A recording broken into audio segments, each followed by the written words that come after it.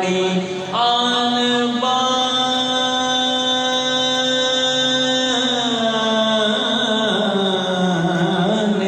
سے زہرا کے دبدبے سے پیمبر کی شان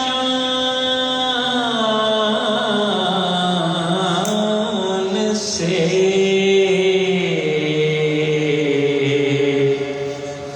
اتری کتاب حق کی طرح آسمان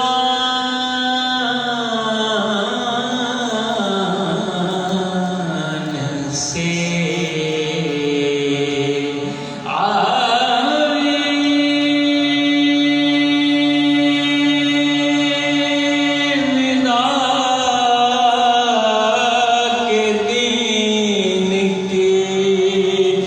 قسمت سور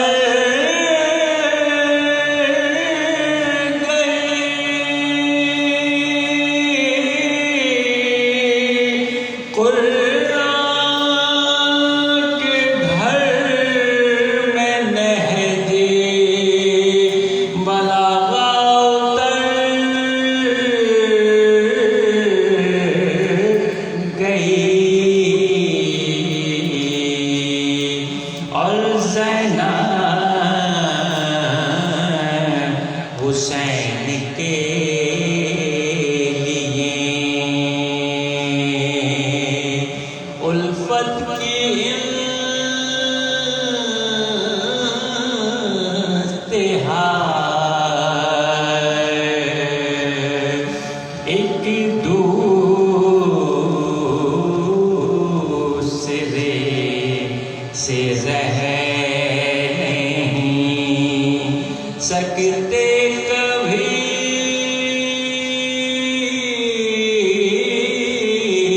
جدا اس راز سے تھا خالق اکبر بھی آشنا اس نے صدائے کن سے بھی پہلے یہ طے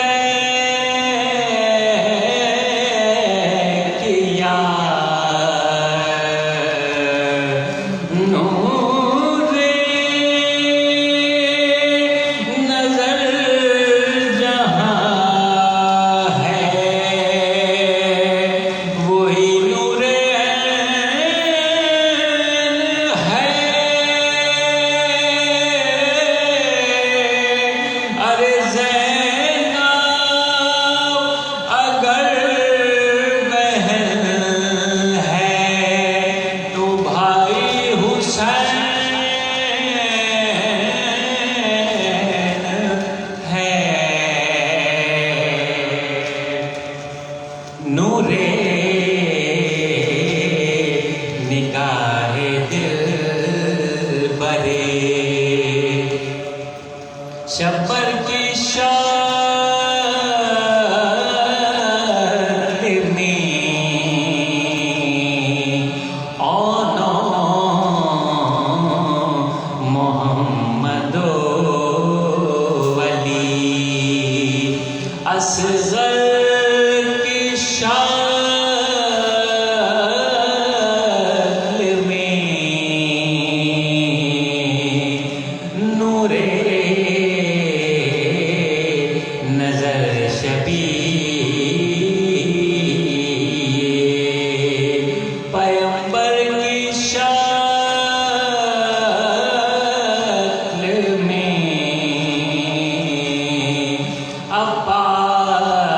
عباس باوفا سے دلاور کی شکل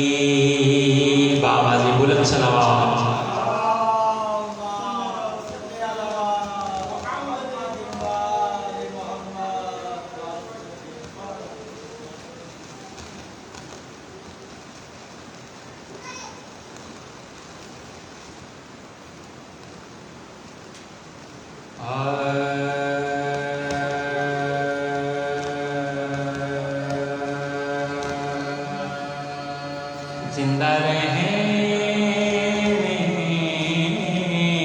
کے لیے شے کی اذا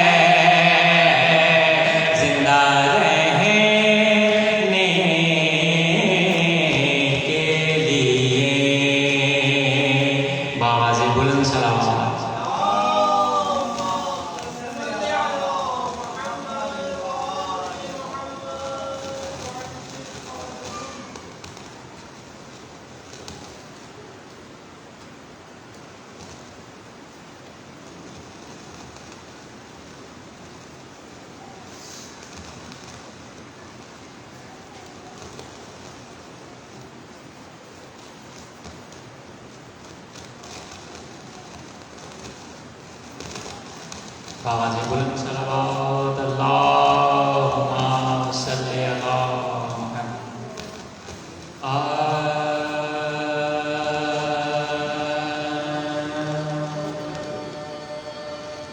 جو قید ہو کے چلا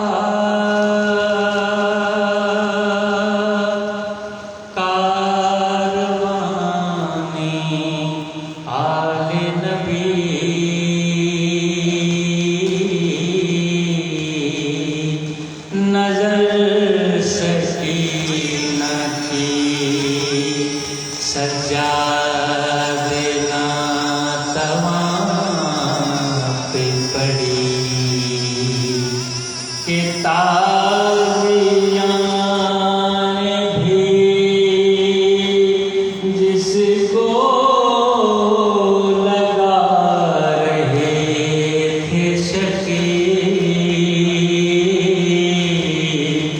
تڑا کے اس طرح چمرے لئی سے کہنے لگی، کھول دے بیڑیاں،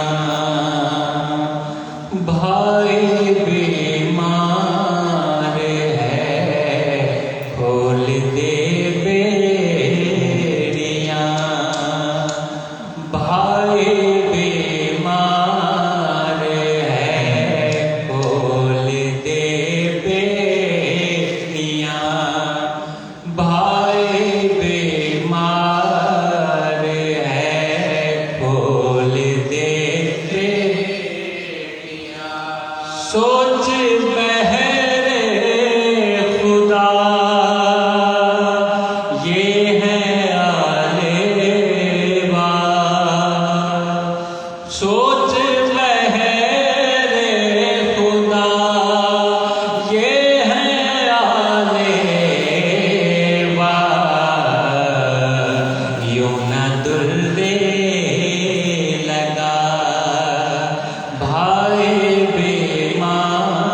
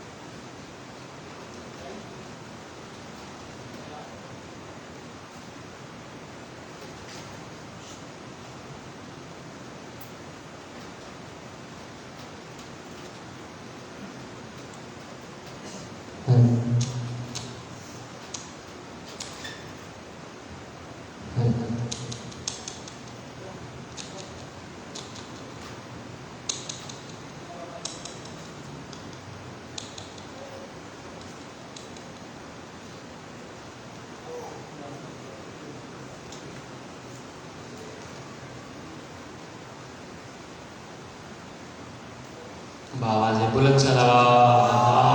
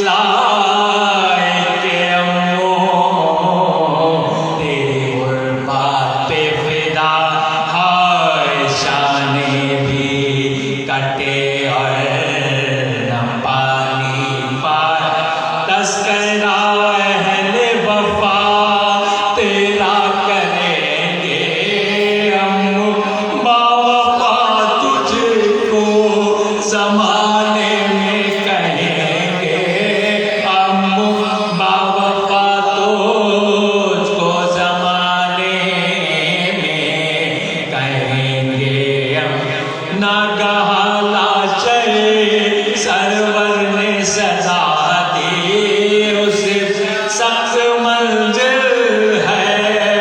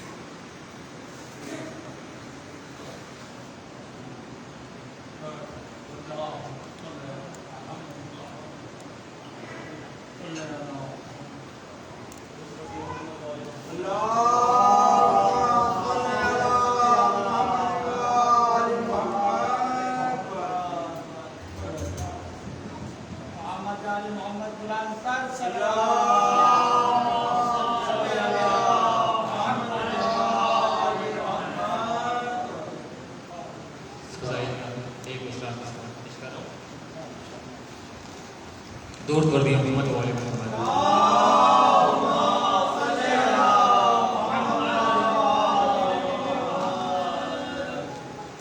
ہر ایک دل میں کربلا بسا دیا حسین نے. ہر ایک دل میں کربلا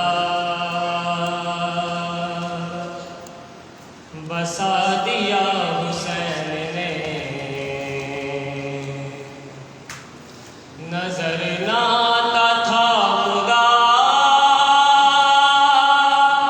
دکھا دیا حسین نے. ہر ایک دل میں کربلا بسا دیا حسین نے. وہ نور ہے تو خاک ہے بشر تیری بساط کیا.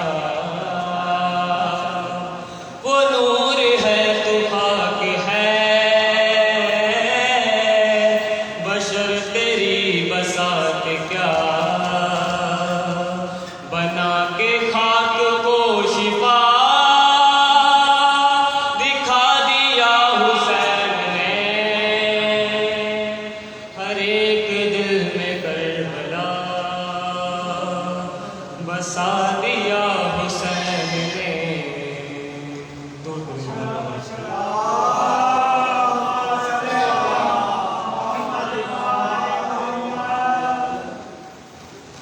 مسائل کے ساتھ آپ کے نام پیش کر رہا ہوں.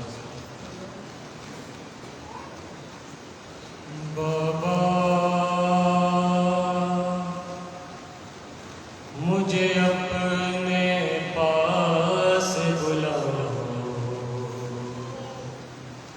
زندان میں ڈر لگتا ہے. بابا مجھے اپنے پاس بلاؤ زندان میں ڈر لگتا ہے. یا تم خود ہی چلے آؤ زندان میں ڈر لگتا ہے. بابا مجھے اپنے پاس بلاؤ زندان میں ڈر لگتا ہے. اتنا ہے اندھیرا زندہ میں مجھے کچھ بھی نظر آتا ہی نہیں. اس زندہ کی چھت کیسی ہے اور کیسی ہے زندہ کی زمین. پھوپھی اماں دیپ جلاؤ زندان میں ڈر لگتا ہے. بابا مجھے اپنے پاس بلاؤ زندان میں ڈر لگتا ہے. عباس کبھی اکبر کو کبھی اصغر کو پکارا کرتی ہے. بانوں نے کہا یہ شام و سحر رو رو کے گزارا کرتی ہے. میری بچی کو بہلاؤ زندان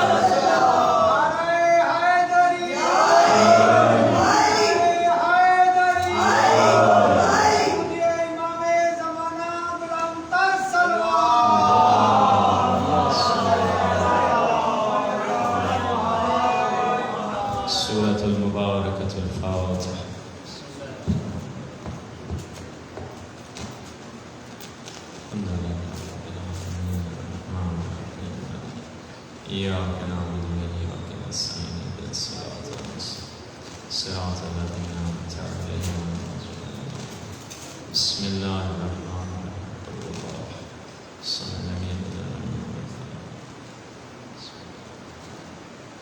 قل هو الله أحد الله الصمد بسم الله الرحمن الرحيم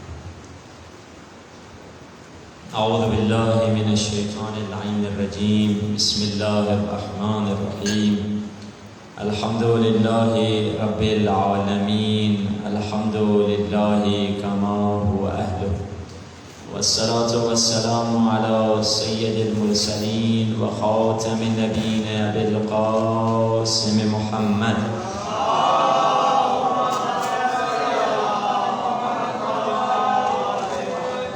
وآله الطيبين الطاهرين المعصومين واللعنة دائمة على أعدائهم أجمعين من الآن إلى لقاء يوم الدين مل کر دعائے فرج کی تلاوت کرتے ہیں الہی عظم البلاء وبرح الخفاء وانكشف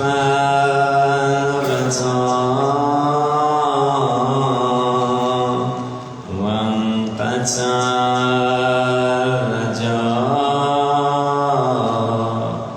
وزاقت الأرض ومنعت السماء وأنت المستعان وإليك المشتكى وعليك المعول في الشدة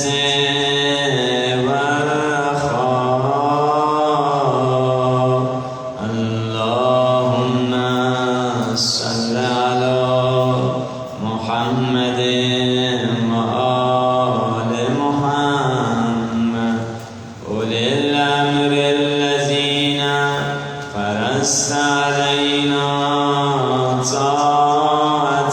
طاعتهم وعرفتنا بذلك منزلتهم ففرج عنا بحقهم فرجا عاجلا قريبا كلمح البصر أو هو أقرب يا محمد يا علي اكفياني فإنكما كافيان وانصراني فإنكما ناصران يا مولانا يا صاحب الزمان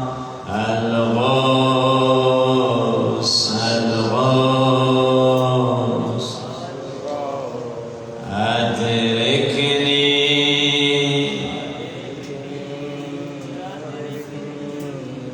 الساعة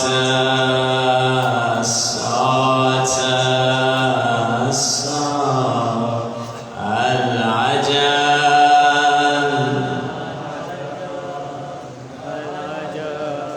بحق محمد وآله الطاهرين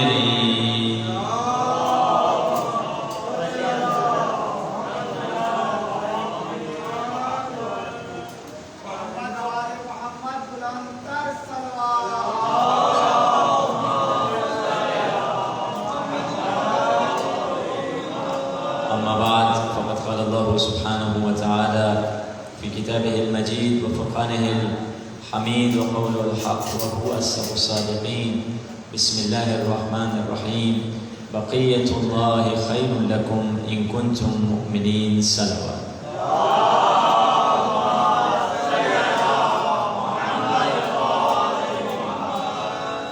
خداوند متعال قرآن میں ارشاد فرما رہا ہے وما ارسلناک الا رحمتا للعالمین، حبیب ہم نے آپ کو عالمین کے لیے رحمت بنا کر بھیجا ہے۔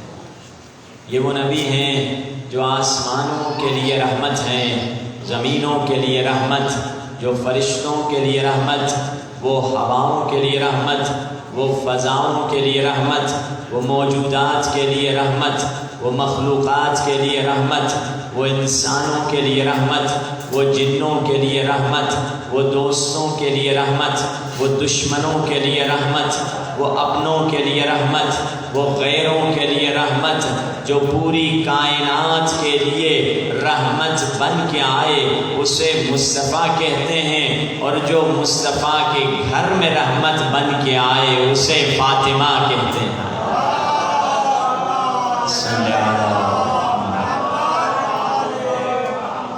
وہ رحمتاً للعالمین ہیں، یہ رحمتاً للعالمین کے لیے رحمت ہے۔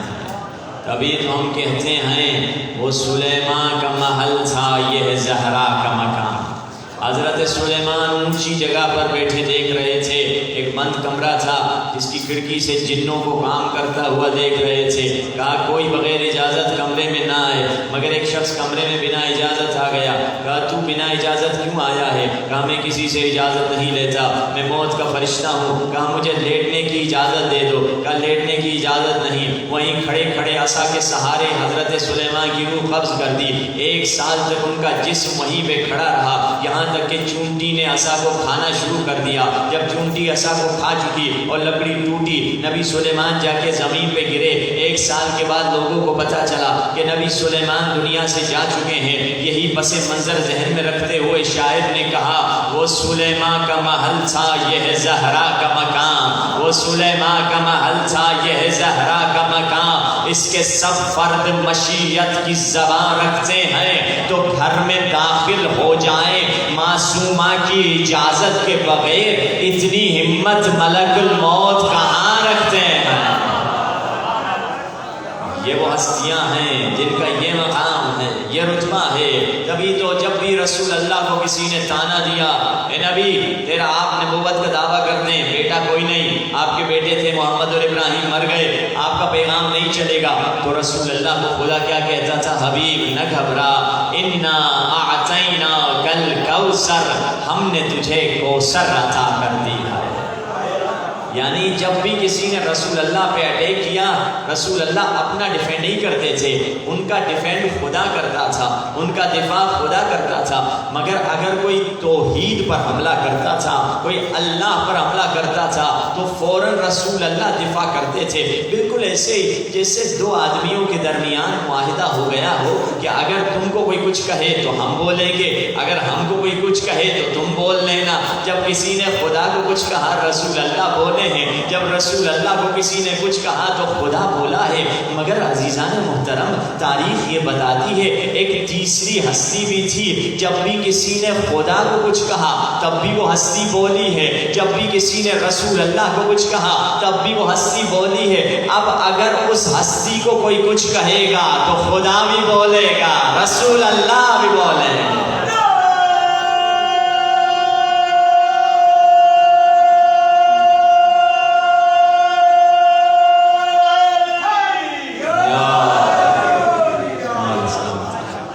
مولا سلامت رکھے اس بلند آواز کو جو مولا کی فضیلت میں بلند ہو رہی ہے۔ تو یعنی رسول اللہ کا دفاع بھی علی نے کیا ہے، توحید کا دفاع بھی علی نے کیا ہے۔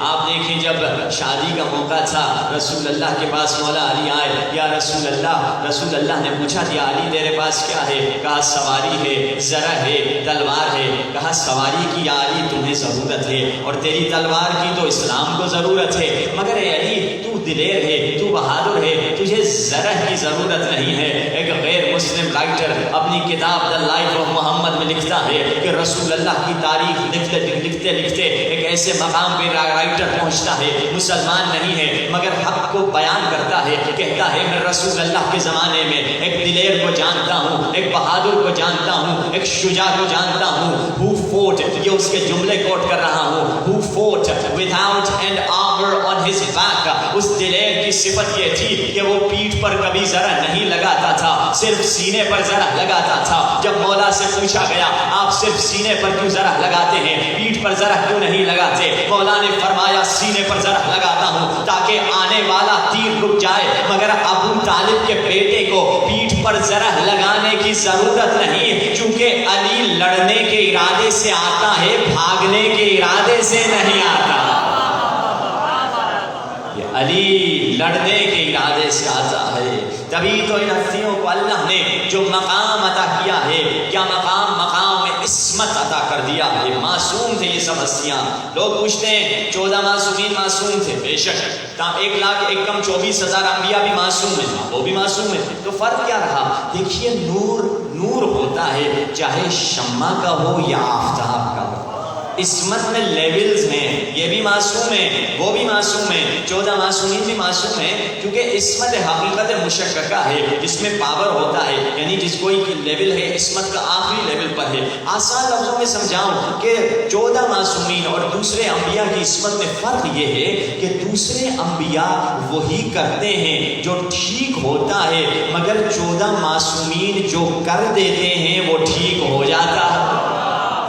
یہ ان کی عصمت اور ان کی عصمت میں فرق ہے۔ اسی لیے ہر نبی نے رسول اللہ کے ہٹ کر ہر نبی نے کوئی ترک اولا کیا ہے، ہر نبی نے، آدم سے لے کر حضرت عیسیٰ تک ہر نبی سے کوئی نہ کوئی ترک اولا ہوا ہے، سوائے 14 معصومین کے، کیونکہ یہ حق کرتے ہیں۔ اب مگر ایک ایسا مقام ہے قرآن میں، یہ مقام اللہ نے کسی نبی کو دے دیا تاکہ اس کی عزت کو بچایا جائے۔ کب؟ جب حضرت یوسف ہیں قید خانے میں، تو ایک مرتبہ کسی نے کہا نبی خدا میری آپ نے سنا ہے ایھا الصدیق، اے سچے آپ خواب کی تعبیر کرتے ہیں؟ ہاں ہم کرتے ہیں۔ میرے خواب کی تعبیر تو کر لیجئے، کیا تم نے خواب دیکھا ہے؟ اپنا خواب بتایا، کہا تیرے خواب کی تعبیر یہ ہے تجھے رہائی مل جائے گی اور تم بادشاہ کے قریبی دوست بن جاؤ گے، پرسنل اسسٹنٹ بن جاؤ گے، اور شربت کو گلاس میں ڈال کر بادشاہ کو پلا رہے ہوگے۔ یہ بہت خوش ہوا کہ میری تو رہائی کی خبر سنا دی نبی نے، مگر برابر میں ایک بدتمیز ایک گستاخ بیٹھا تھا، اس سے کہا میں بھی تھوڑی کامیڈی کر دوں، تھوڑا مذاق کر دوں۔ اس نے کوئی خواب سنایا، میں نے یہ خواب دیکھا ہے، تو نبی خدا نے کہا تمہارے خواب کی تعبیر تو یہ ہے کہ تمہیں رہائی نہیں بلکہ تمہیں پھانسی کی سزا آئے گی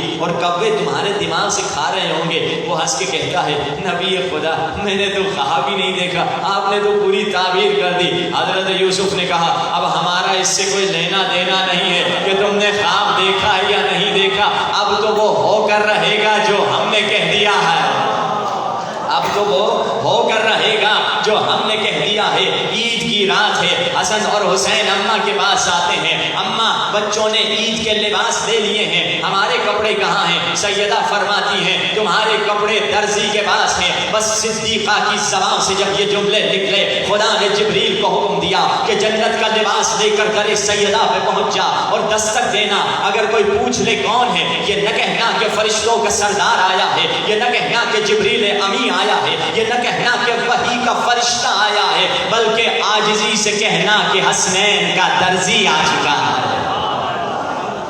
یہ وہ ہستیاں ہیں جن کی وجہ سے اللہ نے لباس بھیجا ہے، تبھی تو ہم کہتے ہیں کہ یہ ہستیوں کا یہ مقام ہے۔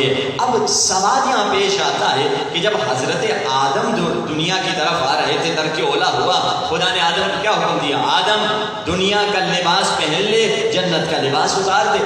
مثال کے طور پہ میں ایک صاحب کے گھر میں رہ رہا ہوں اور یہ 4-5 دن یہاں مجلس پڑھنے آ رہا ہوں، ایک دن ان کی میرے ساتھ ناراضگی ہو گئی، اور وہ جو میرا ڈریس میں مثال کے طور پہ یہ جو جس کو ہم لبادہ کہتے ہیں اپنی حوضے کی ٹرم میں، یہ ان کا ہے، جس کو اکثر لوگ شیروانی سمجھتے ہیں، شیروانی نہیں یہ لبادہ ہے، چاہے شیروانی کہتے ہیں آپ کی زبان میں، کہ میں ان کی شیروانی پہن کے آ رہا ہوں جا رہا ہوں۔ کسی دن ان کی میرے ساتھ ناراضگی ہو گئی، بیچ مجمع میں کھڑے ہو کے مجھے کہتے ہیں مولانا میری شیروانی اتار کے دے دیجئے۔ لوگ کہیں گے بھائی مولانا صاحب کے ساتھ ناراضگی تھی تو تھی، مگر یہ کیا کر دیا آپ نے، یہ کام ٹھیک نہیں کیا۔ ایک شیروانی سے نہ آپ غریب ہو جاتے نہ وہ امیر ہو جاتے، چاہتے تو ایک شیروانی پہن کے اپنے گھر بھی چلے گئے تو کیا حرج۔ خدا سے عاجزانہ یہ سوال ہے، خدایا تیری اتنی بڑی جنت ہے، آدم ایک ایک سوٹ پہن کر آ بھی جاتے تو اس میں کون سا نقصان ہو جاتا؟ تیری جنت میں کیا کمی آ جاتی؟ خدا کی آواز آئے گی، ہم آدم کی خاطر قانون جنت کو نہیں بدلیں گے۔ خدایا قانون جنت کیا ہے؟ قانون جنت یہ ہے یہاں کی چیز وہاں نہیں جائے گی، وہاں کی چیز یہاں نہیں آئے گی۔ تو اب میرا دوسرا سوال خدا سے یہ ہے، اگر قانون جنت یہ ہے کہ یہاں کی چیز وہاں نہیں جائے گی، وہاں کی چیز یہاں نہیں آئے گی، تو حضرت جبرائیل جنت کا لباس لے کر تیرے سیدہ پہ کیسے پہنچے ہیں؟ یہاں دو ہی صورتیں سمجھ میں آتی ہیں، یا تو سیدہ کی خاطر خدا نے قانون جنت کو بدل دیا، یا تو جہاں سیدہ رہتی ہیں وہ جگہ جنت ہوتی ہے۔ یہ وہ فاطمہ زہرا ہیں، جہاں سیدہ رہیں وہ جگہ در حقیقت جنت ہو جاتی ہے۔ صلوات محمد والے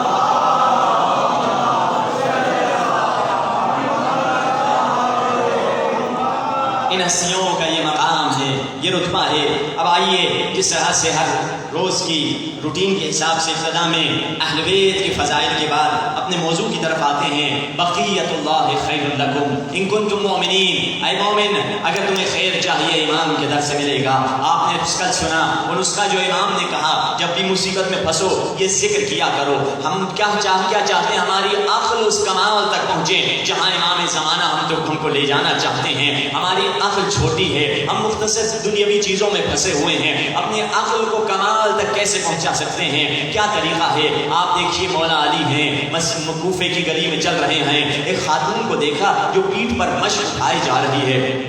خاتون سے پوچھا تیرا شوہر کہاں ہے؟ تو خاتون نے کہا میرا شوہر، اب مولا کو نہیں پہچانتی تھی جبکہ مولا خلیفہ مسلمین سے، کہا میرا شوہر علی کی مدد کرتا کرتا کسی جنگ میں شہید ہو گیا ہے، مگر علی ہم سے بے خبر ہیں، میرے یتیم بچے ہیں، میں بیوہ ہوں۔ مولا علی کو اس سے کچھ برا بھلا کہا، مولا نے کہا خاموشی سے، مولا نے کوئی جواب نہیں دیا۔ مولا نے اس کا مشق اٹھایا، کہا میں تمہارے سامنے چلتا ہوں، تم میرے پیچھے چلو، میں نہیں چاہتا میری نگاہ تمہاری چادر پہ پڑے، اور دائیں بائیں پتھر پھینک کر بتاؤ کہ دائیں طرف پتھر پھینکو گی تو میں دائیں طرف گلی میں جاؤں گا، میں نہیں چاہتا تمہاری آواز میرے کانوں تک ٹکرائے۔ علی اس خاتون کے دروازے تک پہنچتے ہیں اور مشق کو زمین پہ رکھ کے چلے جاتے ہیں۔ روایت کہتی ہے پوری رات علی نہ سو سکے اور سوچتے رہے اس بیوہ خاتون کے بارے میں۔ جب صبح ہوئی ایک ٹوکری علی نے اٹھائی، اس میں روٹیاں رکھی، اس میں گندم رکھا، اس میں کچھ اناج رکھا، اس میں ساتھ میں کھجوریں رکھی، کھانے پینے کی چیزیں رکھی، اور اس خاتون کے گھر کی طرف جانے لگے۔ اصحاب رستے میں ملے، کہا یا علی یہ ٹوکری ہمیں اٹھانے دیجئے۔ مولا نے فرمایا قیامت کے دن میں اپنا وزن خود اٹھاؤں گا،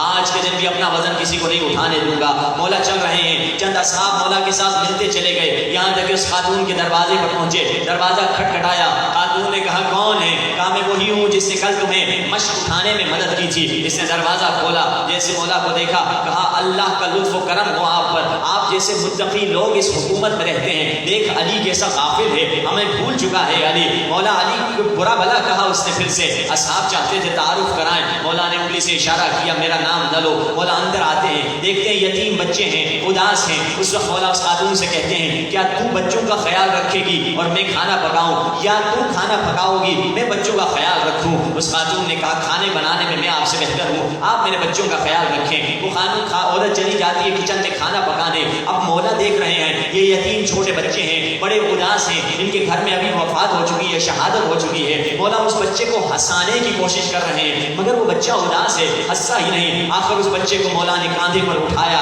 اور پھر مولا دوڑنے لگے اور منہ سے کچھ آوازیں نکالنے لگے تاکہ بچہ ہنسے۔ جو صحابی تھے اس نے کہا مولا آپ امیر المومنین ہیں، یہ حرکتیں آپ پر سوٹ نہیں کرتی، یہ چیزیں آپ پر اچھی نہیں لگتی۔ مولا فرماتے ہیں یہ سب میں کر رہا ہوں بس ایک یتیم بچے کے ہونٹوں پہ مسکراہٹ کو دیکھ سکوں۔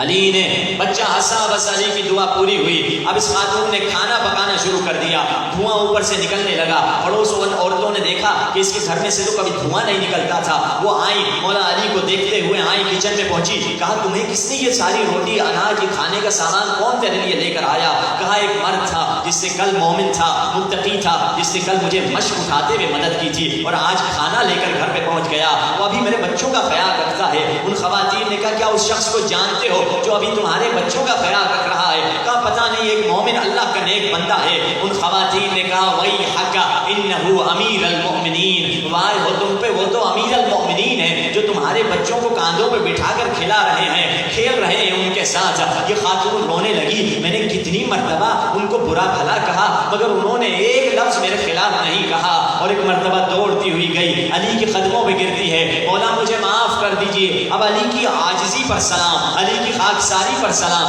مولا فرماتے نہیں، تو مجھے معاف کر دے، جبکہ مولا کی خطا نہیں تھی، مگر مولا بتلا رہی یتیموں کے سامنے، بیوہ کے سامنے اپنی عاجزی دکھاؤ، اپنی خاکساری دکھاؤ۔ اور آج کا جو دور ہے پاکستان میں دیکھیں سیلاب آ چکا ہے، لوگ اتنی مشکلات کے شکار ہیں، بلوچستان چلے جائیں، انٹیریئر سندھ چلے جائیں، جنوبی پنجاب چلے جائیں، اب یہ وہی علی کا کردار ہمیں دکھانا ہے۔ جو مشکلات میں شکار ہیں ان کے لیے جتنا ہو سکے خرچ کریے، مراجع کے فتویٰ بھی آ چکا ہے کہ سہم امام بھی آپ خرچ کر سکتے ہیں۔ علی کی صفت یہی تھی کہ علی یتیم پرور تھے، علی غریبوں کی مدد کیا کرتے تھے، علی یتیموں کی پرورش کیا کرتے تھے۔ اگر علی کا کردار اپنی زندگی میں اپنانا ہے، ابھی اس موقع سے بہتر کوئی موقع نہیں ملے گا۔ جتنے پیسے جس کے پاس کم ہو یا زیادہ ہو، راہ خدا میں خرچ کریں، ان لوگوں تک پہنچائیں جو امداد کے لیے ہم اور آپ کا انتظار کر رہے ہیں۔ یہ وہ لوگ ہیں، یقین جانیے بڑا عظیم ثواب ہے ان لوگوں کی مدد کرنا، اور امام زمانہ کی خوشی کا سبب ہوگا اگر کوئی خاک پر گرے ہوئے کا ہاتھ تھام لیں، اور مولا سب سے زیادہ اس کام سے خوش ہوتے ہیں۔ اب آگے اور آگے بڑھیے، دیکھیے مگر شیطان کیا کرتا ہے؟ شیطان اپنی پوری کوشش کرتا ہے انسان کو نا امید کرے کہ تمہارے 2 روپے میں کیا ہوگا، تمہارے 1000 روپے میں کیا ہوگا، تمہارے 1 لاکھ روپے میں کیا ہوگا۔ پوری قوم ڈوبی ہوئی ہے، کیونکہ شیطان ہمیشہ سے منفی فکر دیتا ہے، نیگیٹو فکر دیتا ہے۔ واقعہ ہے کہ شیطان ایک دن آیا، کہا میں اپنے سارے سامان بیچ رہا ہوں، اور کسی کو لوگ آگے خریدنے کے لیے، کسی نے جھوٹ خریدا، کسی نے فریب خریدا، کسی نے تکبر خریدا، کسی نے مے خریدی، کسی نے حسد خریدا، کسی نے غیبت خریدی، کسی نے شراب خریدی، کسی نے زنا خریدی، مگر ایک سب سے مہنگا اینٹیک پارٹ تھا جو شیطان کے پاس پڑا ہوا تھا۔ ایک شخص نے کہا یہ مجھے کیوں نہیں دیتے؟ کہا یہ بہت مہنگا ہے، یہ ہر کسی کو نہیں ملے گا، اس کی قیمت زیادہ ہے۔ تو شیطان نے جب قیمت بتائی یہ حیران ہوا، تو کہا کیوں مہنگا ہے؟ کہا اس لیے مہنگا ہے، اس کا نام نا امیدی ہے۔ جب انسان نا امید ہو جاتا ہے وہ کفر کی سرحدوں میں داخل ہو جاتا ہے۔ کتنی بھی مشکلات کیوں نہ ہو، بہت برا ملک ہے، سیلاب آ رہے ہیں، ڈیم نہیں بنا رہی، حکومت لوٹ رہی ہے، سیاستدان لوٹ رہے ہیں، یہ عمر سعد اپنی کرسی کے لیے آپس میں لڑ رہے ہیں کہ وہ پارٹی اس سے لڑ رہی ہے، وہ پارٹی اس سے لڑ رہی ہے۔ عمر سعد نے قتل حسین کرسی اقتدار کی وجہ سے کیا تھا نا، کہ کرسی اقتدار رہے کی حکومت مل جائے۔ ہمارے زمانے کے عمر سعد کو آپ میڈیا پر دیکھ رہے ہیں، چاہے اس پارٹی کا ہو چاہے اس پارٹی کا ہو، یہ اقتدار کے بھوکے ہیں، یہ اقتدار کے دیوانے ہیں، ان کو فکر نہیں عوام ڈوبتی ہے تو ڈوب جائے، انہیں بس اپنی حکومت کا اقتدار ہے، اپنے ہی نعرے بازی کا اقتدار ہے، چاہے یہ پارٹی ہو چاہے وہ پارٹی ہو۔ یہ سارے ظالم لوگ ہیں، مگر اس کے باوجود اسنیچنگ ہے، ٹیررزم ہے، دہشت گردی ہے، ٹارگٹ کلنگ ہے، مگر نا امید نہ ہونا۔ امید ہمیشہ سے جلتی رہے، چراغ امید جب ختم ہو جائے انسان کفر کی طرف چلا جاتا ہے۔ کیسے امید اپنے پازیٹیو رکھیں؟ اب دیکھیے ماڈرن سائیکولوجی میں ایک فیلڈ بنی 1975 کے بعد، جس کا نام تھا PNI، P یعنی سائیکو نیورو امیونولوجی۔ یہ 3 فیلڈز کو ملا کے انہوں نے ایک فیلڈ بنائی۔ P فور سائیکولوجی یعنی نفسیات، نیورو امیونولوجی، نیورو یعنی نروس سسٹم یعنی آپ کے اعصابی نظام، امیونولوجی یعنی آپ کا دفاعی نظام۔ یہ 3 فیلڈوں کو ملا کر انہوں نے ایک فیلڈ بنائی، اور اس فیلڈ میں ڈسکشن اس پہ کیا جاتا تھا کہ جو انسان پازیٹیو سوچتا ہے وہ زیادہ کامیاب رہتا ہے، وہ زیادہ خوش رہتا ہے، جو مثبت سوچتا ہے اس کی زندگی میں کامیابی زیادہ ہوتی ہے، مگر اس کے مقابلے میں جو پیسمسٹک ہے یعنی جو نیگیٹو تھنکر ہے، جو برا سوچتا ہے، وہ ہمیشہ ناکامی کی طرف جا رہا ہوتا ہے، وہ ہمیشہ اپنی گندی چیزوں کو دیکھتا ہے، پازیٹیو چیزوں کو نہیں دیکھتا۔ حضرت عیسیٰ جب گزر رہے تھے دیکھا ایک کالا کتا ہے جو بدبودار جگہ میں بیٹھا ہے، اصحاب نے اپنا رومال ناک پر رکھ کے چلنے لگے اور کہنے لگے کتنا بدبودار کتا ہے اور کتنی غلیظ جگہ بیٹھا ہے۔ حضرت عیسیٰ نے کہا اس کے دانت بہت سفید تھے، یعنی برائی میں سے بھی ایک اچھی چیز کو نکالا، ایک پازیٹیو چیز کو نکالا۔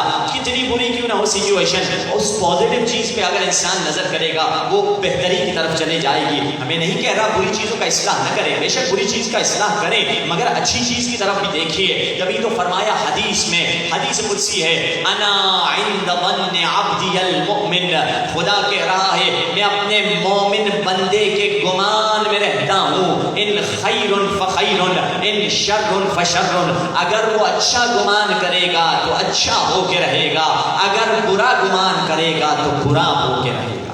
اللہ تیرے گمان میں رہتا ہے، تو کیسا گمان کرتا ہے؟ تبھی تو فرمایا حسن الظن راحت القلب و سلامت الدین، اچھا گمان کرنا، مثبت سوچنا، اچھا خیال رکھنا سلامت دین کا سبب ہے، دین سلامت رہے گا اور کیا راحت القلب، اور اٹیک سے بھی بچ جائے گا، قلب آپ کا راحت میں رہے گا، یعنی آپ کے دل میں سکون رہے گا۔ یہ جو اٹیک ہو جاتے ہیں بندے کو پریشانیاں ہوتی ہیں، کیوں؟ کیونکہ اس کے اندر پازیٹیو تھنکنگ نہیں ہے، اس کے اندر مثبت سوچ نہیں ہے۔ اب آئیے چند کوشش کرتے ہیں نسخے وہ اہل بیت کے آپ کی خدمت میں بھی جب موقع ملا روزانہ کے لیڈی کے بیسس پر کہ ایک مانوی نسخہ، ایک جسمانی نسخہ، یعنی ایک مادی اور ایک آخرت کا نسخہ، وہ نسخے بھی آپ کو بتلاتے چلے جائیں۔ دل کی بات ہوئی، دل کے بارے میں دیکھیے، دل کی بیماری ہو یا خون کی بیماری ہو یا بلڈ پریشر کی بیماری ہو یا ڈائبٹک ہو یا کوئی بھی بیماری ہو، ایک ایسا علاج ہے جو کسی معصوم نے نہیں چھوڑا۔ 14 کے 14 معصومین نے اس علاج کو استعمال کیا ہے، رسول اللہ نے تو سینکڑوں مرتبہ اس علاج کو استعمال کیا ہے، ہر امام نے اس علاج کو استعمال کیا۔ وہ کون سا علاج ہے جس کو عربی میں یا اردو میں حجامہ کہا جاتا ہے؟ ہم لوگ تو حجامہ بال کی کٹائی کو کہتے ہیں، حجامہ یعنی کہ پیٹھ سے جو خون نکالا جاتا ہے، جو ویٹ کپنگ جس کو کہتے ہیں، جو خون تھوڑا نکالا جاتا ہے خون سے، جس کے نتیجے میں انسان کی بیماریاں نکل جاتی ہیں، اور یہ حجامہ رسول اللہ فرماتے ہیں جب میں معراج سے پلٹا تھا، رسول اللہ فرماتے ہیں خدا نے مجھے معراج میں کہا یا احمد احتجم وامر امتک بالحجامہ، اے احمد، اے میرے حبیب خود بھی حجامہ کرو اور اپنی امت کو حجامہ کا حکم دو۔ یہ نہیں کہ اپنے امت کے بیماروں کو بلکہ اپنی امت کے لوگوں کو حجامہ ہر بندے کو کم از کم سال میں 4 مرتبہ کرنا چاہیے، یعنی 4 مرتبہ سال میں انسان حجامہ کرے، اور بہت آسان ہے۔ ہم اکثر کبھی کشمیر سے، ابھی پنجاب سے، اسلام آباد پنڈی سے ہوتے ہوئے آ رہے ہیں، ہم تھوڑا سا 1-2-3 گھنٹے کا کورس ہوتا ہے دوستان کو کرا دیتے ہیں کہ یہ آپ کو ٹریننگ ہو جائے۔ ادھر بھی کراچی میں کچھ دوستان کو ہم نے سکھایا ہے کہ وہ ادھر میں سیٹل جو لوگ ہوں، کیوں میں سکھاتا ہوں اکثر لوگوں کو، کیونکہ آیت اللہ فیض کاشانی تقریباً بہت قدیمی مجتہد گزرے ہیں، وہ کہتے ہیں اگر کسی سوسائٹی میں کسی مومن کو، مسلمان کو حجامہ نہیں آتا، ان کے فتوے کے حساب سے، وہ گزر چکے ہیں، ان کے فتوے کے حساب سے پورے عالم اسلام میں، یعنی پورے اس شہر والوں پر واجب کفائی ہے کہ وہ حجامہ سیکھیں، بالکل ویسے ہی جیسے جنازہ دفنانا واجب کفائی ہے، اگر ایک نے دفنا دیا دوسروں پر واجب نہیں ہے، ایک نے حجامہ سیکھ لیا دوسروں پر واجب نہیں ہے۔ اور آیت اللہ حسن زادہ عاملی جن کا کل ذکر ہوا، وہ فرماتے ہیں کہ جب بعد میں سرکار ظہور کریں گے مولا کی سویلائزیشن میں، مولا کی تہذیب میں، جو مولا تمدن لے کر آئیں گے اسلامی تہذیب، اس میں سے اہم ترین رکن یہی حجامہ ہوگا، اس سے بیماریاں نکل جاتی ہیں۔ اور آج کل خود رہبر معظم اور مختلف افراد، تمام علماء یہ چیزیں حجامہ کراتے ہیں، اور رہبر معظم کے تو ایک مشہور حکیم ہیں، حکیم خیر اندیش نام کے، کہ وہ حجامہ کرتے ہیں۔ اب حجامہ کے بارے میں فرمایا کہ رسول اللہ نے سینکڑوں مرتبہ کرائے، ہم نے مسلمان مومن ہوتے ہوئے ہم نے تو 2-4 دفعہ بھی شاید نہیں کرایا ہوگا، کتنے لوگوں نے 1 مرتبہ بھی نہیں کرایا، جبکہ یہ سنت موقدہ۔ جب کہتے ہیں قبلہ یہ تو دوسرے ہمارے مسلمان بھائیوں کا کام ہے، کبھی کہیں ادھر کشمیر ہم نے دوستوں کو بتایا، انہوں نے کہا ہاں قبلہ یہ لشکر طیبہ والے بہت کرتے ہیں، یہ ہمارا نہیں ہے، پھر وہ سمجھ رہے تھے یہ انہی کا ہے، جبکہ ہمارے پاس 100 نہیں، 200 نہیں، 300 نہیں، 400 نہیں، 500 سے زیادہ حدیثیں حجامہ کے بارے میں۔ اہل بیت کے پاس کوئی فارغ ٹائم نہیں تھا کہ حجامہ پہ اتنی حدیثیں بتائیں، اور 500 حدیثیں بتانے کے لیے ممبر پہ بیٹھوں تو 5 عشرے چاہیے، 5 سال نکل جائیں گے ان حدیثوں کو پڑھتے پڑھتے، یعنی اتنی اہل بیت نے تاکید کی ہے، کیونکہ اس میں آپ کی صحت کا راز ہے، اور اس کو کسی سازش کے تحت انگریز نے بند کرا دیا تھا۔ کب؟ جب ایران میں ایک انگریز سیاح آیا، اپنی کتاب میں لکھتا ہے کہ یہاں کے لوگوں کو اٹیک نہیں ہوتا، یہاں کے لوگوں کو ہماری طرح دل کی بیماریاں کم ہیں، کیونکہ بہت ریگولر 2 مہینے 4 مہینے 3 مہینے کے بعد فوراً کے لوگ کنٹینیوس حجامہ کراتے رہتے ہیں، اور ان کی کلچر میں ہے۔ تو انگریز نے سازش کی حجامہ کو بند کر دیا جائے۔ کیسے سازش کی؟ انہوں نے کہا کہ اس زمانے کا جو بادشاہ تھا، قجری بادشاہ کا زمانہ تھا، بادشاہ کا ٹائم تھا حجامہ کرنے کا، تو انہوں نے کیا کر دیا، انگریز نے جو حجامہ کے بلیڈ ہوتے ہیں جس سے خون نکالا جاتا ہے اس کو زہریلا کر دیا۔ ایک وزیر نے خون نکالا وہ مر گیا، دوسرے نے نکالا وہ بھی مر گیا، تیسرے نے نکالا وہ مر گیا۔ بادشاہ نے سمجھا حجامہ کی وجہ سے مر رہے ہیں، جاہل بادشاہ تھا، بادشاہ نے حجامہ کو پابندی لگوا دی، اور یہ پابندی شاہ ایران کے زمانے تک رہی، انقلاب ایران کے بعد بھی یہ پابندی رہی. 20 سال پہلے رہبر معظم نے فتویٰ دیا اور پارلیمنٹ میں یہ بات گئی اور یہ پابندی ہٹائی گئی، اور ابھی ایران میں مختلف کلینکس پہ یہ حجامہ کیا جاتا ہے. یعنی اتنا اہم ہے یہ وہ حجامہ جس میں ہماری جسمانی صحت اور روحانی صحت کا بھی راز ہے. یہ جسمانی صحت کا آپ کو نسخہ دے دیا آج کا. اب آئیے روحانی صحت کے لیے ایک نسخہ امام خمینی کا، پھر میں واپس آؤں گا اس ٹاپک کی طرف جس پہ ہم گفتگو کر رہے ہیں. امام خمینی رحمۃ اللہ علیہ حرم امام رضا سے نکل رہے ہیں اور ایک مرتبہ انہوں نے ایک آیت اللہ کو دیکھا، آیت اللہ نخودکی. یہ امام خمینی کی جوانی کا زمانہ ہے، اور آیت اللہ نخودکی وہ عالم تھے جن کے پاس بڑی کرامتیں تھیں. یعنی ان کا نام تھا نخودکی، یعنی کہ چنے والے، یعنی کہ چنے بیچتے تھے. اس کا مطلب یہ کہ وہ جو بھی بیمار آتا تھا اس کو ایک چنے کا دانہ دیتے تھے، وہ کھا لیتا تھا، وہ ٹھیک ہو جاتے تھے. ایک شخص آئے کہنے لگا کہ اللہ میری ماں اصفہان میں بیمار ہے، انہوں مشہد میں رہتے تھے، تو انہوں نے کہا کہ یہ چنا تم کھا لو تمہاری ماں ٹھیک ہو جائے گی. یعنی تم ادھر چنے کھاؤ گے تمہاری ماں اصفہان میں ٹھیک ہو جائے گی. یہ ان کی کرامتیں تھی. تو امام خمینی آئے ان کے پاس کہنے لگے کہ اللہ مجھے یہ پتہ چلا ہے کہ آپ کے پاس علم کیمیا ہے، یعنی کیا الکمی کا نالج، یعنی جو پتھر کو سونا بنا دیتے ہیں، جو لکڑی کو یا پہاڑ کو جس کے ذریعے سے سونا بنا سکتے ہیں. تو آپ مجھے وہ علم دے دیجئے، میں دین کی خدمت کروں گا، اسکول بناؤں گا، یونیورسٹی بناؤں گا، کالج بناؤں گا، اسپتال بناؤں گا، مدرسے بناؤں گا، مسجدیں بناؤں گا. بڑے کام انسان کر سکتا ہے. ایسا علم انسان کے پاس آ جائے، 2-4 کلو سونا روز پروڈیوس کرتا جائے اور ساتھ میں دین کی خدمت کرتا چلا جائے. تو امام خمینی نے ان سے کہا کہ بیٹا، امام آیت اللہ نخودکی نے امام خمینی سے کہا بیٹا خمینی اگر میں تمہیں سکھا دوں، تم نے ایک پورا پہاڑ سونے میں تبدیل کر دیا، مجھے یہ بتاؤ کیا تم اس کی سیکیورٹی کر پاؤ گے؟ کیا اس کو بچا پاؤ گے؟ کیا یہ مجھے گارنٹی دے سکتے ہو کہ جہاں خرچ ہونا ہے وہاں پہ خرچ کرو گے؟ تو انہوں نے کہا کہ سر چکا کے امام خمینی نے کہا میں آپ کو یہ گارنٹی نہیں دے سکتا. ہو سکتا ہے جب پہاڑ بن جائے، امریکہ آ جائے گا، اسرائیل آ جائے گی، یہ ساری ظالم طاقتیں آ جائیں گی کہ پہاڑ پورا شاہ کا زمانے کی حکومت کا زمانہ تھا، تو یہ سارے لوگ اٹیک کریں گے. کہا میں یہ گارنٹی نہیں دے سکتا مگر پوری کوشش کروں گا یہ صحیح رستے پر خرچ ہو پیسہ. دوستوں آیت اللہ نخودکی کہتے ہیں بیٹا خمینی اس چیز کو چھوڑ دو، علم الکمی کو چھوڑ دو، علم کیمیا کو چھوڑ دو. میں ایک ایسا نسخہ تجھے دیتا ہوں جو علم کیمیا سے زیادہ ہے.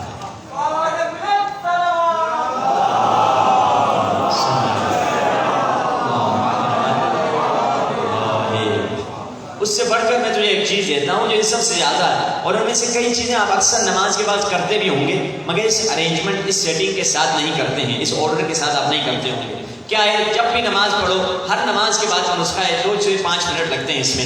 کہا کہ جب بھی نماز پڑھو، نماز کے بعد پہلا کام کرو آیت الکرسی پڑھا کرو، جو اکثر آنکھ پہ ہاتھ رکھ کر لوگ پڑھا کرتے ہیں. آیت الکرسی پڑھا کرو.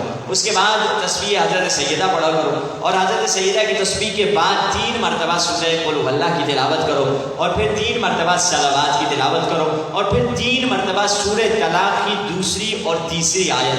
مگر دوسری آیت کی آخری لائنیں پوری نہیں ہیں اور تیسری آیت پوری ہے، اور میں پڑھ کے بتلا دیتا ہوں. وَمَن يَتَّقِ اللَّهَ سے لے کر قدرا تک ہے. کیسے ہے وہ آیت؟ وَمَن يَتَّقِ اللَّهَ يَجْعَل لَّهُ مَخْرَجًا وَيَرْزُقْهُ مِنْ حَيْثُ لَا يَحْتَسِبُ.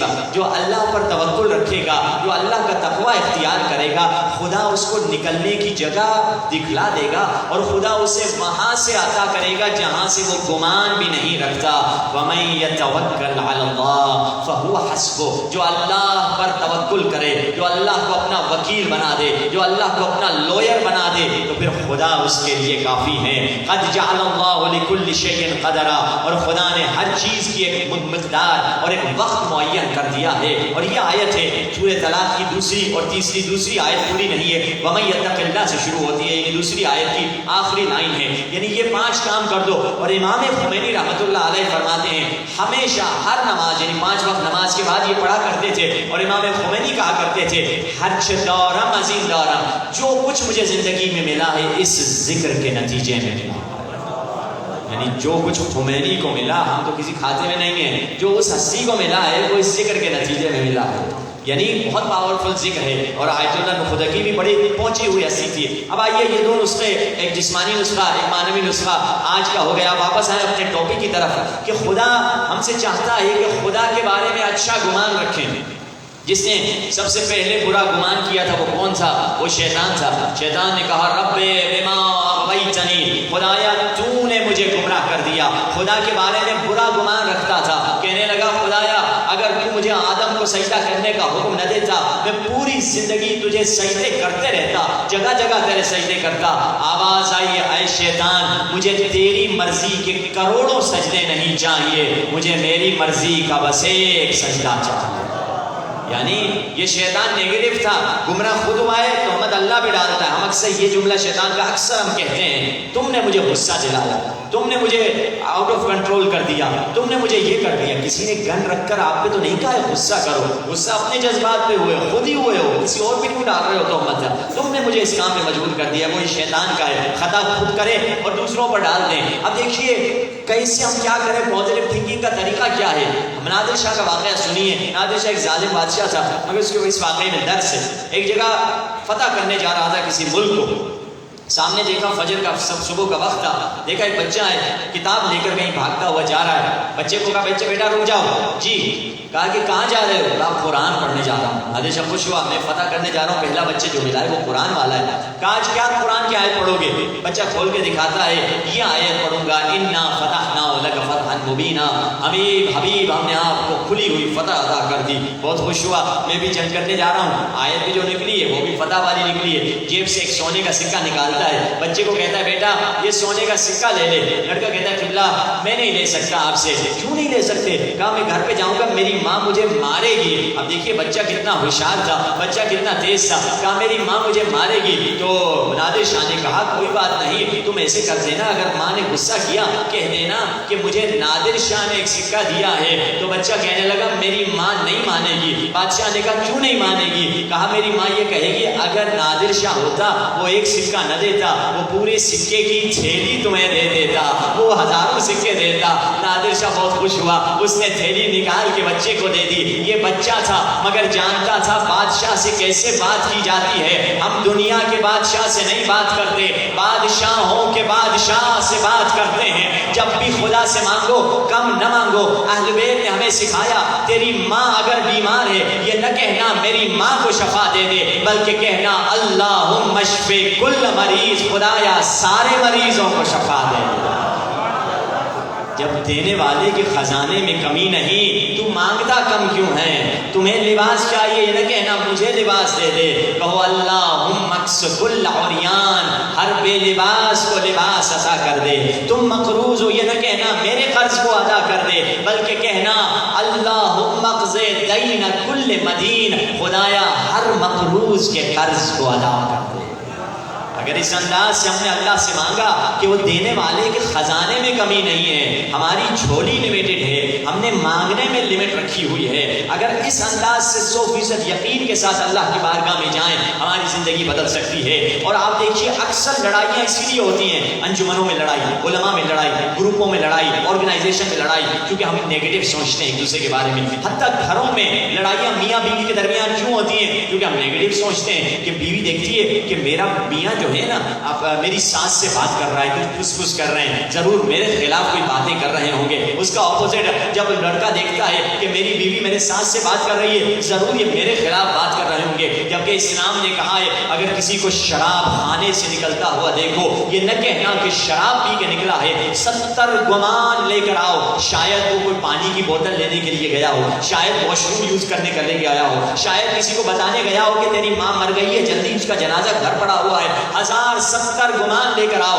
اور 70 گمان کے بعد اگر تیرے نفس نے نہیں مانا تو نفس کو کہہ دینا اے بدبخت میں 70 باتیں بتا رہا ہوں تو ایک بات پہ اڑا ہوا، تو بس اس پہ اڑا ہوا ہے کہ شراب پی کے نکلا ہے. میں تجھے 70 آپشن دے رہا ہوں. یہ پازیٹیوٹی، جب یہ نیگیٹیوٹی ہٹ جائے گی اختلافات ختم ہو جائیں گے، ظہور مولا کے ہم قریب ہو جائیں گے. ظہور مولا کا ایک سبب مومنوں میں اختلاف ہے، ہمارے دل آپس میں دور ہیں. جب دل قریب ہو جائیں گے ظہور نزدیک آ جائے گا. ایک واقعہ مجلس کو اگلے مرحلے میں لے کر جاؤں گا. شیخ ہادی مشہد میں رہنے والے عالم دین تھے، 20 سال اس کمیونٹی کا انہوں نے بڑی خدمت کی. مسجد میں نماز پڑھائی، جنازہ پڑھاتے تھے، شادیاں ان کے نکاح پڑھتے تھے. یہاں تک کہ جب لڑکے جوان ہوتے تھے تو لڑکیاں انٹروڈیوس کراتے تھے کہ فلاں کی بیٹی یہ بڑی پاک ہے، نیک ہے، اسے شادی کروا دیں. لڑکیاں جوان ہوتی تو اچھے رشتے پر تعارف کرواتے. بڑی انہوں نے قوم کی خدمت کی. 2 بجے کوئی رات کو فون کرتا، یہ فون اٹھاتے، ان کی طلاقوں کا مسئلہ حل کرتے، ان کی صلح کراتے، اور بڑی انہوں نے پوری قوم کی 20 سال تک خدمت کی. اب یہ راوی کون ہے اس واقعے کا؟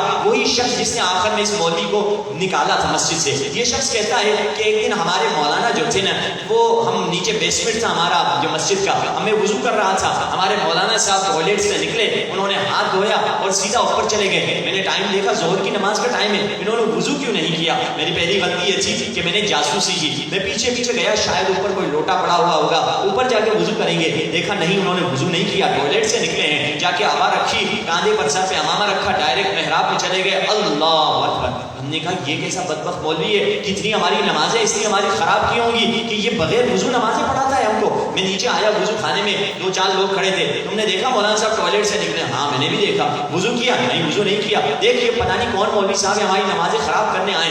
یہ بات پھیلتی گئی یہاں تک کہ لوگ کہنے لگے یہ مسلمان بھی ہے، کافر ہے، ہندو ہے، امریکہ کا ایجنٹ ہے، اسرائیل کا ایجنٹ ہے، یہ کون بندہ آ گیا ہے ہماری نمازیں خراب کرنے کے لیے. یہ بات اتنی پھیلی، اس کے 20 بچے اس کو چھوڑ کر چلے گئے اور 2 مہینے لگے. وہ مولوی بھی غائب ہو گیا، ہماری مسجد میں سکون آ گیا. ہم نے حوزے کو قوم میں لیٹر لکھا کہ ہمیں کوئی اور عالم دین بھیج دیجیے. انہوں نے عالم دین بھیج دیا، ہماری زندگی روٹین پہ آ گئی. یہ شخص کہتا ہے اسی سال میں حج پہ گیا، اور حج پہ اکثر لوگ بیمار ہوتے ہیں. میں بھی بیمار ہوا، کھانسی ہوئی، تو ایک مرتبہ میں نے کہا اسپتال جاؤں. کعبۃ اللہ کے قریب کوئی ہاسپٹل کلینک تھی، وہاں پہ گیا.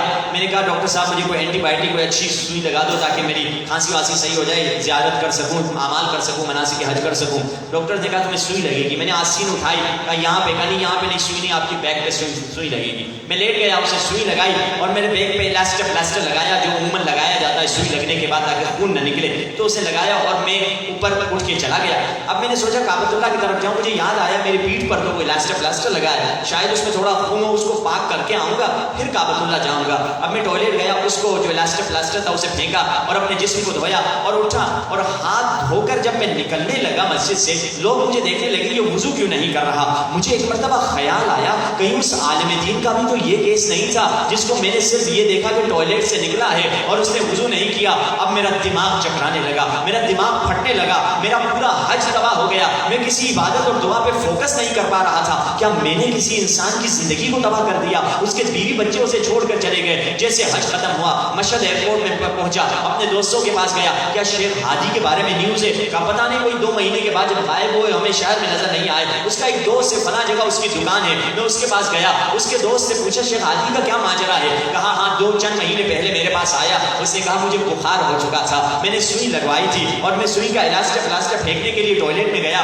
جسم کو دھو کے آیا، میرا وضو تو نہیں ٹوٹا تھا، وضو کی ضرورت ہی نہیں تھی. اور باہر نکلا، لوگوں نے سمجھا بنا وضو نماز پڑھا رہا ہے اور انہوں نے یہ بودر بھی نہیں کیا، خود کو اس کی تکلیف بھی نہیں تھی مجھ سے پوچھنے کہ قبلہ آپ نے وضو کیا تھا یا نہیں کیا. اب میری بدنامی ہو چکی ہے، میں مشہد چھوڑ کر نجف جا رہا ہوں، مولا علی کی جوار میں جا کر مروں گا اور مولا علی کو شکایت کروں گا. جس قوم کی خدمت کرتا رہا اس قوم نے مجھے یہ صلا دیا. یہ شخص کہتا ہے کہ میں جب بھی کربلا نجف جاتا تھا، نجف کی گلیوں میں پھرتا تھا، لوگوں سے پوچھتا تھا شیخ ہادی نامی عالم دین بتاؤ، میں اس کی معافی مانگنے کے لیے آیا ہوں. قیامت کے دن وہ میرا گریبان تھام کے کہے گا پورے صراط پہ کہ تو نے میری زندگی کو تباہ کر دیا ہے مگر مجھے شیخ ہادی نہ مل سکے. تبھی تو امام خمینی رحمت اللہ علیہ فرماتے ہیں، بڑا عظیم جملہ، امام خمینی فرماتے ہیں دین کو دشمن نے اتنا نقصان نہیں دیا ہے جتنا بے وقوف دوستوں نے نقصان دیا.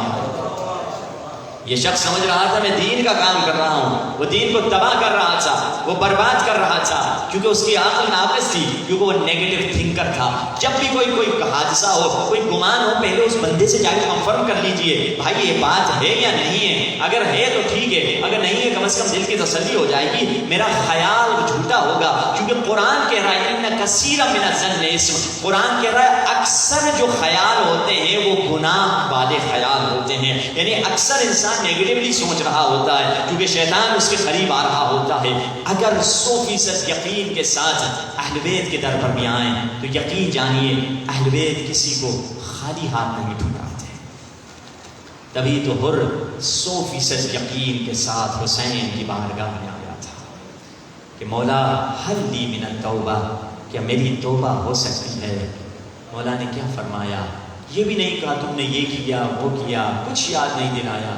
ایک مرتبہ سواری سے اترے، سینے سے لگا کے کہا انت حر فی الدنیا والآخرہ، تو دنیا اور آخرت میں حر ہے، تو حر ہے جیسے تیری ماں نے تجھے حر بنا کے رکھا. ہاں اہل بیت کا وہ کریم گھرانہ ہے کہ حر کو بی بی زینب نے کہا تھا نا کہ تو اس وقت ہمارا مہمان بن کے آیا ہے کہ پینے کو ہمارے پاس پانی بھی نہیں ہے.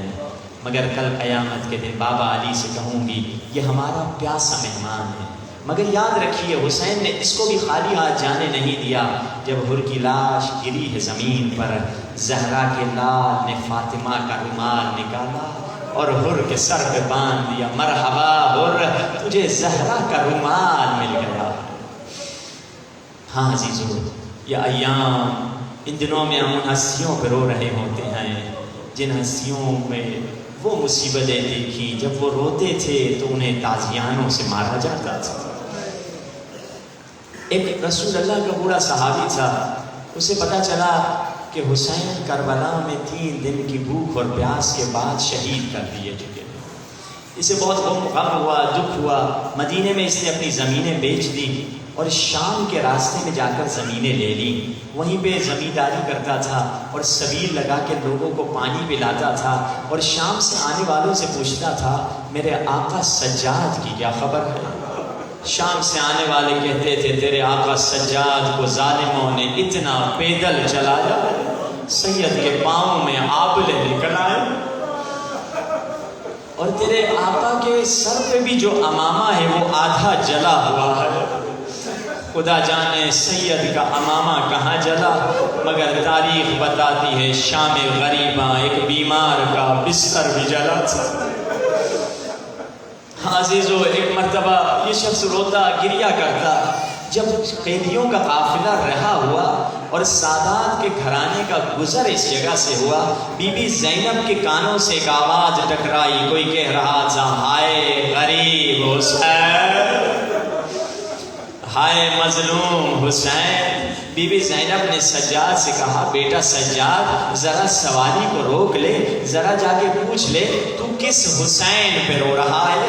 کیا زہرا کے لال حسین پہ رو رہا ہے یا کسی اور حسین پہ رو رہا ہے؟ امام سجاد سواری سے اترتے ہیں اور جا کے دیکھتے ہیں ایک بوڑھا ہے جو زمین پہ کام کیا جا رہا ہے، کبھی کبھی آسمان کی طرف نگاہیں اٹھا کے کہتا ہے خدایا کب مجھے میرے آقا سجاد کی زیارت نصیب ہوگی۔ مولا سجاد آگے بڑھتے ہیں، فرماتے ہیں السلام علیک ایھا الشیخ الکبیر، اے بزرگ تم پر میرا سلام۔ اب یہ شخص پلٹتا ہے، ایک مرتبہ سجاد کو دیکھتا ہے، چہرے کو دیکھتا ہے، پھر پاؤں کو دیکھتا ہے، پھر چہرے کو دیکھتا ہے، پھر پاؤں کو دیکھتا ہے۔ عجیب جملہ کہتا ہے اگر شام سے آنے والوں نے صحیح بتایا ہے کہیں آپ میرے مولا سجاد تو نہیں ہے؟ مولا فرماتے ہیں اس حالت میں ہمیں تو اپنے بھی نہیں پہچانتے، تو نے ہمیں کیسے پہچان لیا؟ مولا فرماتے مولا کہتا ہے مولا میں آپ کو پرسہ دینے کے لیے انتظار میں بیٹھا ہوں، اب یہ قریب آتا ہے، مولا کے سینے سے سینہ لگاتا ہے، یہ پرسہ دیتا ہے امام کو، یہی پرسہ ہم امام زمانہ کو دیں گے۔ کہتا ہے مولا علی اکبر کا مجھے بڑا ارمان، مولا سنا ہے عباس کے دونوں بازو کٹے، عباس کا بڑا ارمان، مولا سنا ہے قاسم کی لاش پامال ہوئی، قاسم کا بڑا ارمان، مولا سنا ہے ننھے علی اصغر کو بھی نہیں چھوڑا، علی اصغر کا بڑا ارمان، حسین کا بڑا ارمان۔ ایک جملہ کہا سجاد کی چیخ نکل آئی، کہا مولا ارمان تو بہت ہے مگر زینب کی چادر کا بڑا ارمان۔ اللہ جانے اس بوڑھے کی کہاں نظر پڑی، شاید گردن میں جو سجاد کے زخم تھا نا توپ کا، اس پہ شاید نظر پڑی، گردن ڈھل گئی۔ سجاد نے کہا انا للہ و انا الیہ راجعون، پھپھی اماں بابا کا عزادار پردیس میں مر گیا۔ السلام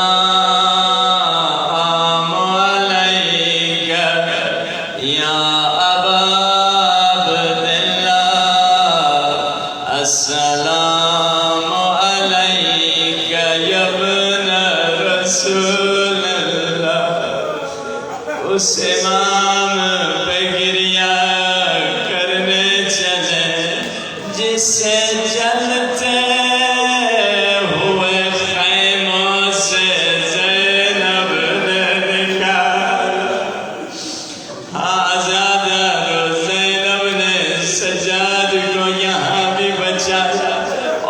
علی اکبر کی لاش پہ حسین کو بھی بچایا. علماء کہتے ہیں جب لاش اکبر اٹھا رہے تھے حسین، زینب خیمے سے کیوں نکلی؟ کیونکہ زینب جانتی تھی اگر حسین یوں رہیں گے حسین کا دم ٹوٹ جائے گا. توجہ ہٹانے کے لیے زینب خیمے سے نکلی. اور اسی طرح دربار یزید بن زیاد میں بھی سجاد کو بچایا.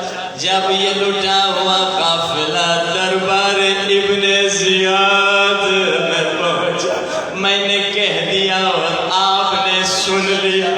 جب آیت اللہ شیرازی کے سامنے یہ جملہ ذاکر نے پڑھا، دخل زینب علی ابن زیاد، زینب ابن زیاد کی بارگاہ دربار میں آئی. آیت اللہ نے اپنا امامہ زمین پہ پھینکا، کہا ٹھہر جا ذاکر، علی کی بیٹی اور شرابی کا دربار، علی کی وہ چادر تطہیر کی وارثہ بھی. ازادار و اہل بیت جب زندان میں پہنچے، اس دربار ابن زیاد میں پہنچے.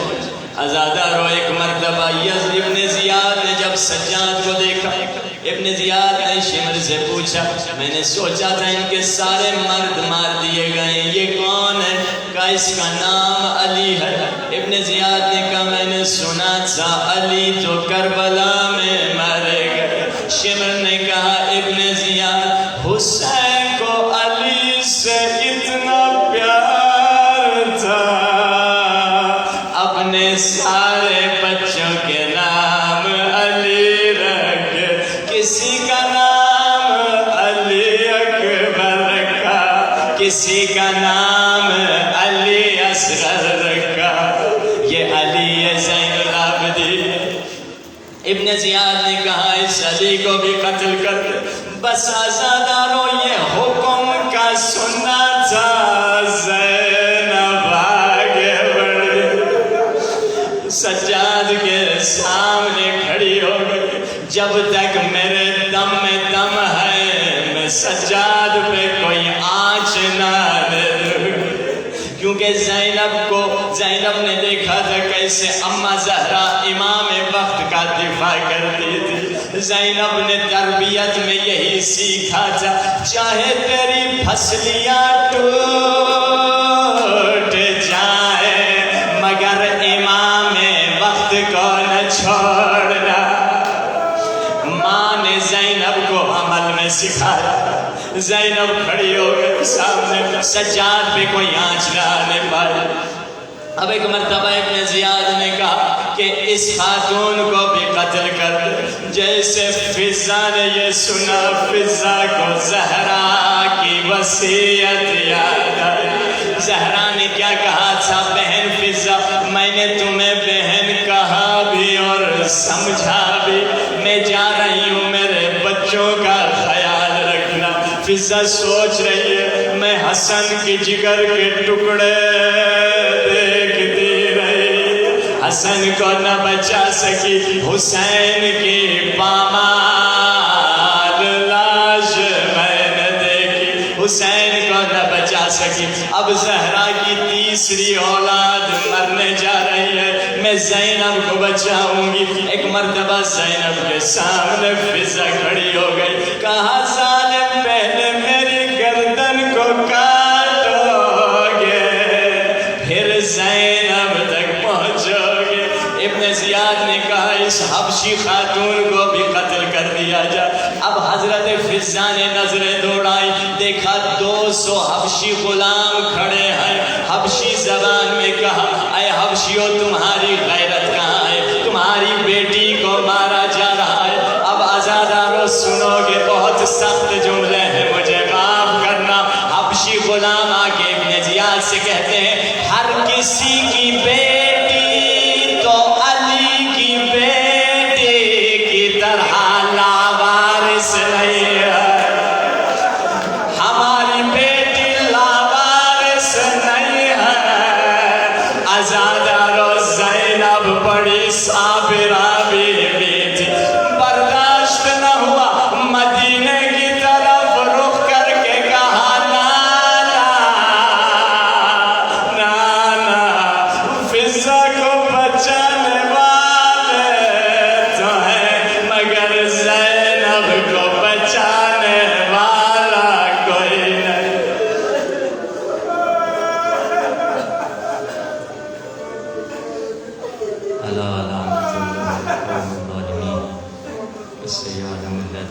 آدم وَأَيَّ مُنقلب ينقلبون۔ بارگاہ ہماری اس خلیل سے عبادت قبول فرما، توفیق اطاعت اور عبادت عطا فرما، گناہوں سے دور رہنے کی توفیق عطا فرما، بزرگوں کو صبر اور استقامت عطا فرما، خواتین کو حیا اور عفت عطا فرما، علماء کو زہد و نصیحت عطا فرما، سننے والوں کو عمل کرنے کی توفیق عطا فرما۔ اہل بیت کی چاہنے والے دنیا کے جس کونے میں بھی رہتے ہیں ان کی جان و مال و ناموس کی حفاظت فرما، ظالم جو ظلم کر رہے ہیں انہیں نیست و نابود فرما، سیلاب کے جو متاثرین جہاں جہاں بھی وارلہ ہم کو اپنے عمل سے اپنے مال سے ان کی امداد کرنے کی توفیق عطا فرما، تمام جو مشکلات میں شکار ہیں وارلہ ان کی مشکلات کو آسان فرما، ہمارے مولا آقا کے ظہور میں تعجیل فرما، ہم سب کو مولا کے غلاموں میں شامل فرما۔